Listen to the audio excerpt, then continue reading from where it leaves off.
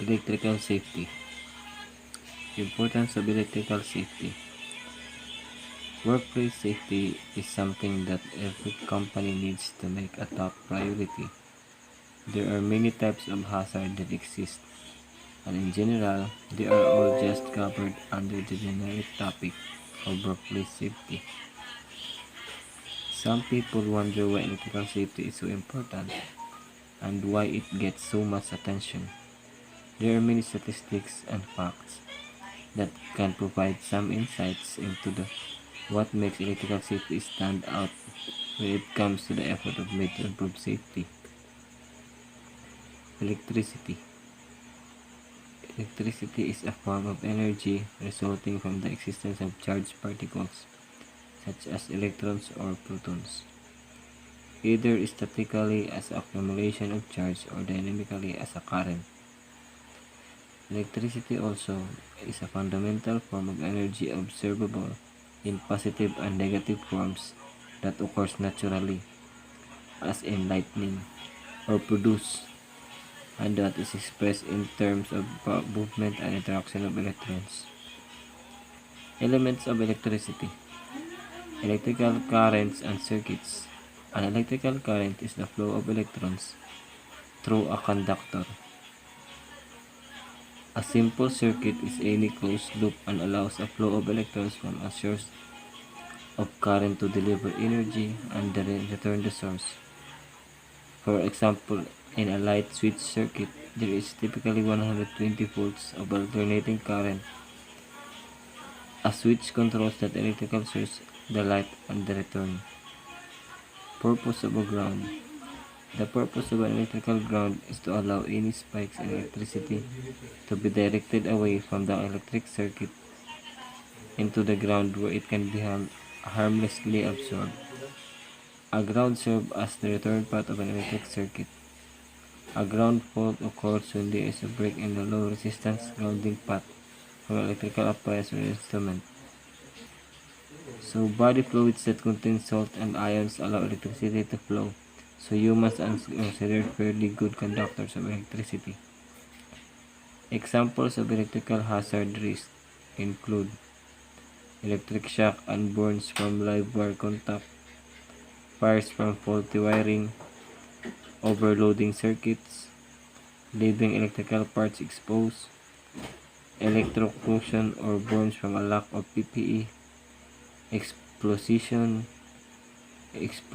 and fires from explosive and flammable substances, contact with overhead power lines, electrical exposure to water. So, electric shock.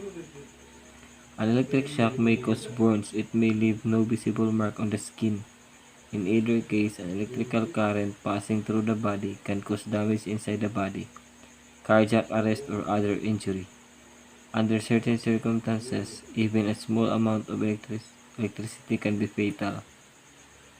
Electric shock occurrence. Electric shock occurs when an electrical current travels through the body.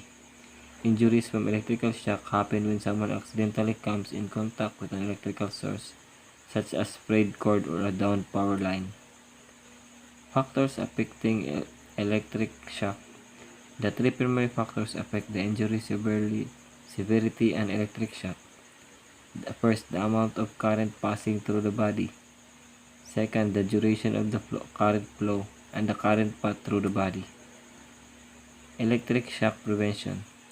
Always unplug the iron before filling it in the water. Burns.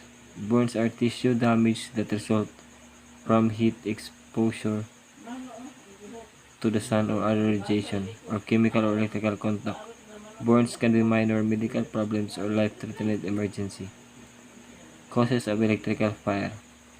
Extension cord, overloading a circuit, faulty outlets, light fixtures. So, safety practices and procedures when working with electricity. Always cut the power. If you ever have to deal with electrical issues, always cut the power at the breaker box. Before you start work, test to make sure the outlet, fixture and switch it shut off. Then plug something in, flip the switch and use a tester. It will only take a few seconds to cut the power and test the circuit. 2. Have the appropriate fire extinguisher on hand. Never pour water on electrical fire. Water contains sediment that conducts electricity. Pouring water into an electrical fire can cause a significant shock hazard to those trying to put in the flames out. Have a fire extinguisher on hand that will handle electrical fire instead. Use more than one outlet. Do you have an outlet with more than 2 things plugged into it? Most likely have an outlet strip with a number of things plugged into it. This is not a safe setup. For fill your outlets. Once a while, go around and fill the outlets in your home. They should all be connected to be touched. If you find a warm or hot outlet, shut the circuit off at the breaker box and call an electrician immediately. Child-proof your outlets. If there is even remote possibility that children will be in your home, be sure to install outlet covers. Spring-loaded covers that automatically shut when there's nothing plugged in the best option.